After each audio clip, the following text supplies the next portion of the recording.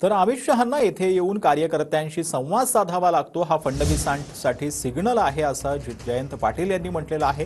किती जागा पडणार याचा आढावा घ्यायला शहा येथे आलेले आहेत असं देखील जयंत पाटलांनी म्हटलेलं आहे। तर अमित शहा कदाचित अक्षय शिंदेच्या अंत्ययात्रेलाही जातील अशी टीका राऊत यांनी केली। अमित शहा दौऱ्यावरती आज महाराष्ट्राच्या बैठका होत आहेत, महायुतीचं जागा वाटप देखील होईल असं म्हणतात। हो, ते आता कदाचित अक्षय शिंदेच्या अंत्ययात्रेलाही जातील।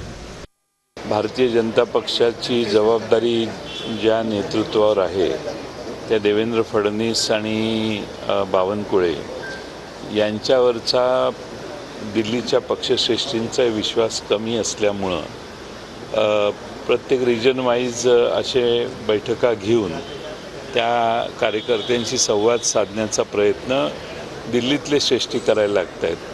हा देवेंद्र फडणवीस आणि बावनकुळे यांना एक सिग्नल आहे असं मला वाटतं।